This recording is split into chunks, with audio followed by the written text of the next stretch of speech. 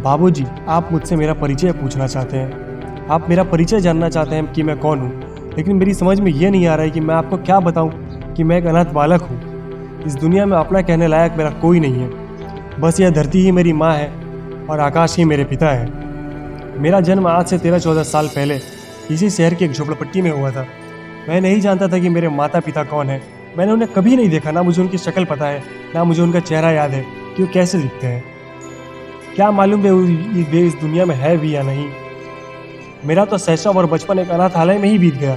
वहाँ मेरे बोल फूटे और वहीं धूल में लोट पोट कर मैंने चलना सीख लिया और वहीं से थोड़ी शिक्षा प्राप्त करके मैंने थोड़ा लिखना पढ़ना भी सीख लिया।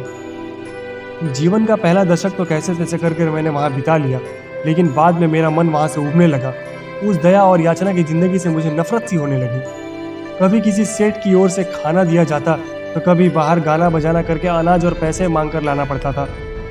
मुझे लगा कि हे भगवान, ये भी कोई ज़िंदगी है, ये भी कोई जीवन है। ऐसे जीवन से तो मरना बेहतर है।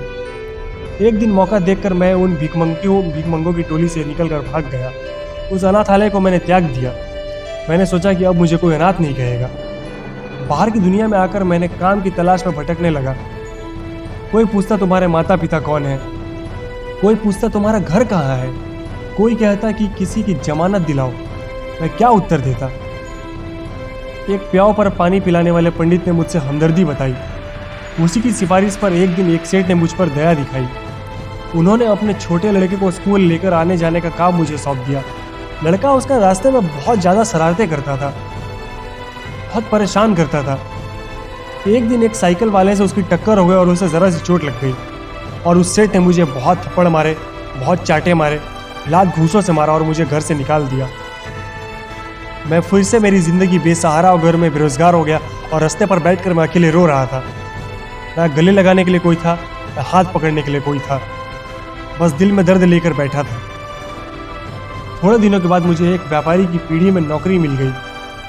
वहाँ मैंने चाय पान और तथा दूसरे छोटे मोटे काम करने का मुझे काम मिल गया। वहाँ झाड़ू पोछा में लगाता था। एक दिन वहाँ मुनीम के हाथों 100 रुपए का एक नोट गायब हो गया और हिसाब में गड़बड़ी हो गई, थोड़ी सी ऊपर नीचे ऊंच नीच हिसाब हो गया। मुनीम को मुझ पर शक हुआ कि इसी ने चोरी किया, मैंने ही चोरी की है। मैंने अपनी पूरी सफाई दी। मैंने साबित करने की कोशिश की कि मैं निर्दोष हूँ, मैंने चोरी नहीं की है, मैं ईमानदार हूँ। लेकिन उन लोगों ने मेरी एक नहीं सुनी और मुझे लात घूंसे मारकर लकड़े से मुझे छड़ी से मारा। मेरे पीठ पर निशान पड़ गए और मुझे 100 रुपए के बजाय 10,000 के 20,000 का दर्द दिया, जिसके लिए मेरे पास पैसे नहीं थे।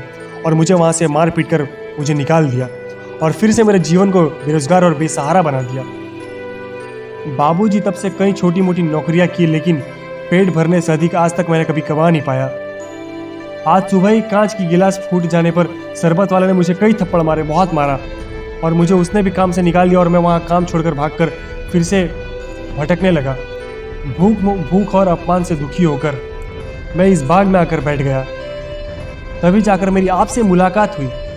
यही है बाबूजी मेरे आज तक की जिंदगी की कहानी, मेरे आज तक के जीवन का दर्द। इसमें न कहीं आशा है, न कोई उम्मीद है। सचमुच इस दुनिया में अनाथों का कोई नहीं है। बाबूजी, क्या आप मुझे कहीं कोई काम दिला सकते हैं? मैं आपके गले नहीं पड़ रहा हूँ, लेकिन हो सकता है कि आपका यह एक एहसान अनाथ के लिए वरदान बन जाए। बाबूजी, ये तो मेरे जीवन का एक छोटा सा दर्द भरा हिस्सा था।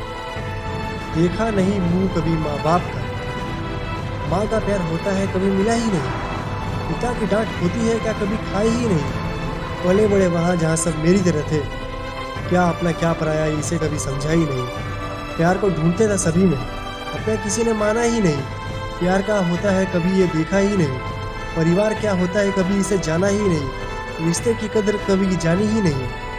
देखते हैं जब किसी बच्चे को उसकी माँ के साथ, तब मन में ये प्रश्न उठता है, अपनी माँ कहाँ है, अपनी माँ कौन है, कहाँ है अपने पिता, कहाँ है अपना परिवार और कहाँ है अपना घर।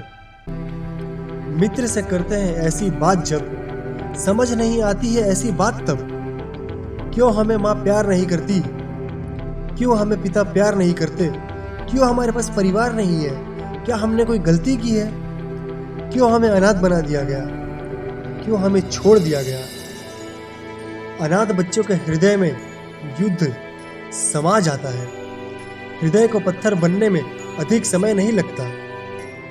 जो बीच में छोड़ दे वो साथ कैसा, जिसने ईश्वर को अपना लिया वो अनाथ कैसा। सड़कों पर रात की भीड़ देखकर फुटपाथ पर बैठा अनाथ ये सोच रहा था कि वो लोग घर क्यों नहीं जाते जिनके पास घर होते हैं। अनाथ मटमैले कपड़े पहने आंखों में आंसू लिए इंसानियत का इंतज़ार कर रही थी, मगर आज भी उसके नसीब में भूख ही आई। इंसानियत की बातें तो सभी करते हैं, लेकिन किसी अनाथ को अपने घर ले जाने वाला और अपने बच्चे की तरह पालने पोसने वाला भगवान से कम नहीं, भगवान से भी ऊपर माना जाता है। तुम होते तो शायद यह फुटपाथ मेरा घर ना होता। तुम होते तो शायद मेरे तन बदन पर यह अंगोछा नहीं होता। तुम होते तो मेरे लिए भी होली और दीपावली के त्यौहार होते। तुम होते तो शायद मुझ पर इस समाज की भीख का एहसान ना होता। तुम होते तो शायद मेरे पढ़ने लिखने के लिए भी एक स्कूल होता। तुम होते तो मुझे भी इस तपती गर्मी में एसी का सुकून होता। तुम होते तो शायद मेरे पास भी आने जाने के लिए एक वाहन होता। तुम होते तो मेरे पास भी परिवार का प्यार होता। काश तुम होते तो मेरा भी इस देश में सम्मान होता। अगर माँ बाबा तुम होते तो शायद मैं किसी पर बोझ ना होता, और अगर तुम होते तो मुझे तुम्हारे न होने के परिणाम का बोध न होता। ख्वाबों की बस्ती से हूँ कुछ कर गुजरने को, आंखों में चमक है लेकिन खाने को दाना नहीं। रूठ गई ये मंजिल मगर हमें किसी ने पाला नहीं। कड़वा सच है साहब, हम अनाथों का कोई ठिकाना नहीं। माँ बाप का साया रहा न सर पे, आंखें खोलते ही मैंने अपनों को खो दिया। गमों का सैलाब मेरा क्या बिगाड़ लेगा यारो, मैंने तो जन्म लेते ही अपने बचपन को खो दिया। तो दोस्तों, मैं आशा करता हूँ आपको आज का मेरा वीडियो ये पसंद आया होगा। आज का वीडियो बनाने का कारण ये था कि मैं अनाथ बच्चे के ऊपर कुछ कहना चाहता था, कुछ दो शब्द में कुछ प्रस्तुत करना चाहता था आपके सामने, कुछ अच्छी बातें कि अनाथ बच्चे किस तरह की पीड़ा सहन करते हैं। कहने को तो बहुत कुछ है, बट जो थोड़े बहुत शब्द मैं आपके साथ शेयर करना चाहता था, बांटना चाहता था, वो मैंने आपके साथ बांटने की कोशिश की। और मैं आशा करता हूँ आपको हमारा वीडियो बहुत पसंद आया होगा। Please like, share and subscribe ज़रूर करें, और मिलते हैं हमारे नए वीडियो में। जय हिंद, वंदे मातरम।